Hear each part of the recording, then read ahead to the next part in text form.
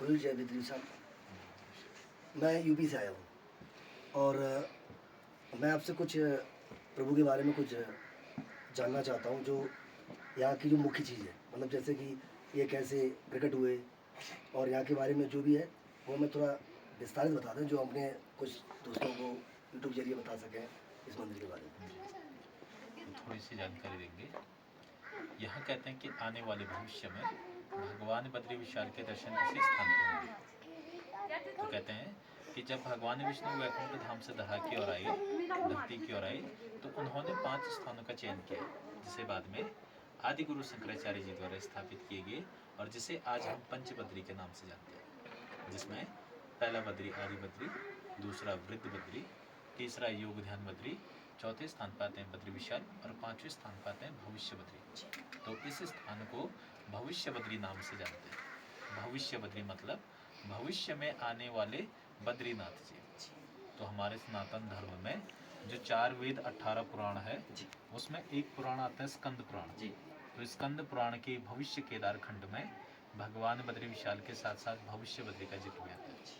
वहाँ पर उल्लेख मिलता है कि जोशी मठ में जो नरसिंह मंदिर है, वहाँ पर भगवान नरसिंह की एक भुजा, बाईं भुजा धीरे धीरे क्षीण होती जा रही है।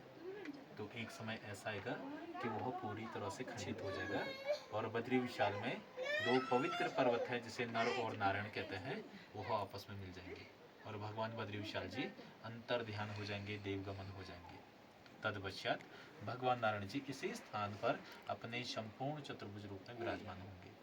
तो ये जैसे जैसे बद्री विशाल का समय पूर्ण होते जा रहा है, वैसे वैसे यहाँ पर जो भगवान का विग्रह है, भगवान के विग्रह में धीरे धीरे समय अनुसार परिवर्तन देखने को मिल रहा है और नीचे गर्भ से ऊपर की ओर बढ़ रहे हैं और प्रत्यक्ष हो रहे हैं। तो अगर आप ध्यान से देखेंगे तो जहाँ बीच में छत्र लगा है, छत्र के पीछे देख लीजिए ऊपर हिस्सा, ये शिला ऐसे में कट रहा दिखाई दे रहा है ऊपर जी।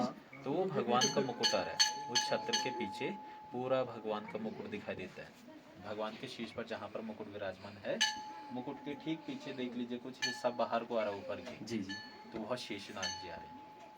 जहाँ पर भगवान का तिलक हुआ है, तिलक के ठीक 4 अंगुल नीचे बीच में देखेंगे तो ऐसे तिरछे में भगवान के नेत्र दिखाई देंगे।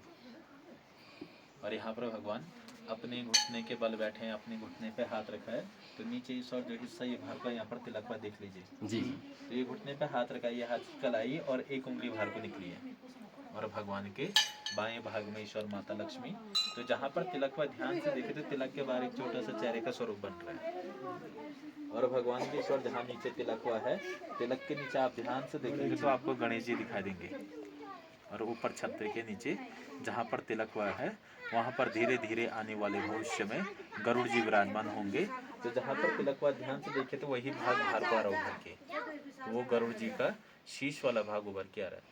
और यहाँ पर भगवान अपने निज स्थान वैकुंठ धाम क्षीर सागर में विराजमान है। तो भगवान के गर्भ में नीचे जलकुंड है, यहाँ पर 12 महीने जल देखने को मिलता है और जल स्तर बढ़ता घटता रहता है। तो जैसे जैसे नारायण जी का विग्रह बढ़ते जाएगा, वैसे वैसे माता लक्ष्मी, गणेश जी, गरुड़ जी और आने वाले भविष्य में पूरी बद्रीश पंचायत, जिसमें नारद जी, कुबेर जी, उद्धव जी इत्यादि जो भगवान के पार्षद होंगे, वह सभी एक समय पर इसी शिला पर उपस्थित रहेंगे।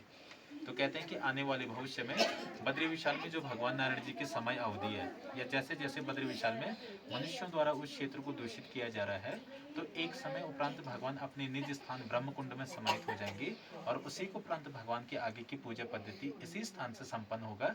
तो इसलिए इस स्थान को भविष्य बद्री कहते हैं। बोलो भविष्य बद्री भगवान की जय हो।